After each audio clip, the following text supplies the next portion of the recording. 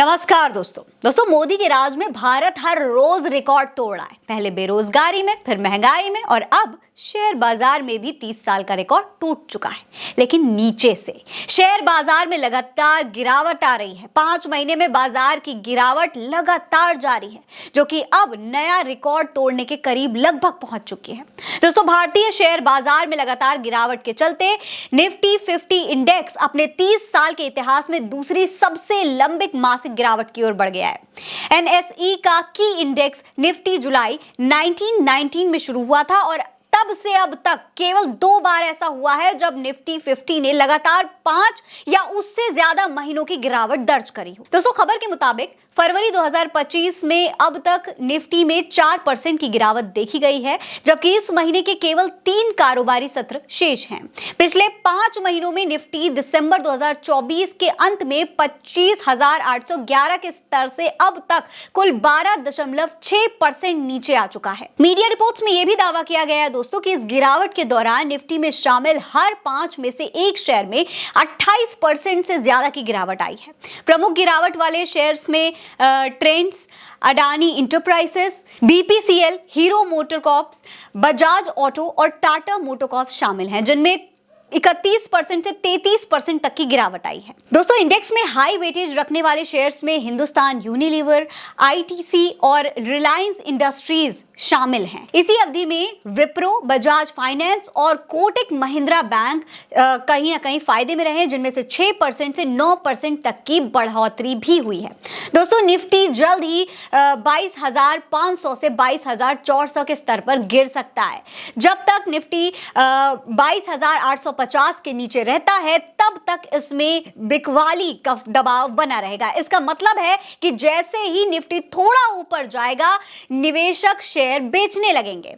दोस्तों, मोदी जी ने तो सीना ठोक कर संसद में देश को गुरु मंत्र दिया था कि शेयर बाजार में अपनी जमा पूंजी लगा दीजिए। सुनिए। शेयर मार्केट में रुचि रखने वाले को भी ये गुरु मंत्र है कि जो सरकारी कंपनियों के लोग गाली देना, आप उसमें दांव लगा दीजिए साहब, अच्छा ही होगा। लेकिन दोस्तों, अब जब शेयर बाजार 30.40 लाख करोड़ रुपए कुछ मिनटों में स्वाहा कर चुका है, तो साहेब धीरेन्द्र शास्त्री का आशीर्वाद लेने पहुंच चुके हैं। उनके पास कोई जवाब नहीं बचा है। लोग सवाल पूछ रहे हैं, परेशान हो रहे हैं, लेकिन मोदी जी इस पर चुप्पी साध कर बैठे हुए हैं। दोस्तों, इस सब में अमेरिका के फेडरल रिजर्व का कड़ा रुख, चीन के बाजार की बढ़त समेत कई सारे ऐसे वैश्विक मुद्दे हैं जो शामिल हैं, जिन्होंने भारतीय शेयर बाजार की नींव को हिलाकर रख दिया है। और कहीं ना कहीं इससे सवाल साफ तौर पर नरेंद्र मोदी पर ही उठता है कि जो वादे, जो दावे वो किया करते थे शेयर बाजार को लेकर के, और जो भारतीय जनता पार्टी के नेता कहा करते थे कि मोदी विश्व गुरु हैं, वो हर तरीके के विश्व में वैश्विक जितनी भी समस्याएं हैं वो बात करके सॉर्ट आउट कर सकते हैं, युद्ध तक रुकवा देते हैं मोदी जी, लेकिन अपने शेयर बाजार को गिरने से नहीं बचा पाए। ऐसे में अब लगातार विपक्ष ने कई सवाल उठाना शुरू कर दिया है। इस मामले पर अखिलेश यादव ने भी बीजेपी को घेरा है। उन्होंने बाकायदा एक ट्वीट किया है, जिसमें वो भारत के बीमा धारकों को एक पूरा मैसेज लिख करके बता रहे हैं। इसमें वो लिखते हैं, प्रिय भारत के बीमा धारकों, बीमा जैसे संवेदनशील संकटकालीन उपचार में 100% विदेशी पूंजी के निवेश को अनुमति देना क्या भाजपा के नेतृत्व वाली सरकार द्वारा बीमा क्षेत्र को ही जोखिम में डालना नहीं है? कई बार विभिन्न कारणों से वैदेशिक संबंधों में उतार चढ़ाव और खटास के दौर भी आते हैं। ऐसे में कुछ भी व्यवधान आया तो विदेशी कंपनी की जिम्मेदारी और जवाबदेही कैसे सुनिश्चित की जाएगी? इस अनिश्चितता का बीमा कौन करेगा? क्या अपने देश के बीमा लेने वालों के अधिकारों की 100% गारंटी लेने के लिए भाजपा जैसी जुमला सरकार पर देशवासी भरोसा कर सकते हैं? इस नए प्रावधानों से विदेशी बीमा कंपनियों के हितों की तो 100% सुरक्षा हो जाएगी, लेकिन बीमा लेने वालों, हमारे देश के लोगों का क्या होगा?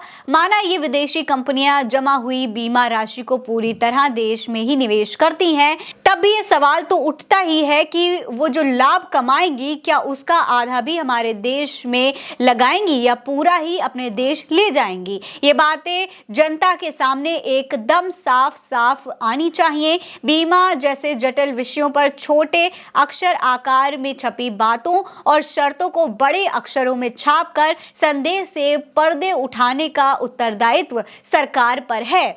इस मामले में जल्दीबाजी अच्छी नहीं है। भाजपा सरकार ये भी गारंटी दे कि वो विदेशी कंपनियों के लाभ में से चंदा वसूली करके पीठ पीछे प्रीमियम को बढ़ाने का खेल खेल कर जनता की जेब पर डाका नहीं डालेगी। अगर भाजपा को सच में जनता का ख्याल है तो उन्होंने अपने भाजपाई शासनकाल में बीमा प्रीमियम पर जो टैक्स थोप दिया है वो हटाकर दिखाइए। वैसे भी अच्छी स्वास्थ्य और चिकित्सा सेवा का दायरा बढ़ाकर लोगों की जीवन प्रत्याशा बढ़ाने और उनको मेडिकल के महा खर्चों से बचाने की जिम्मेदारी सरकार की ही है।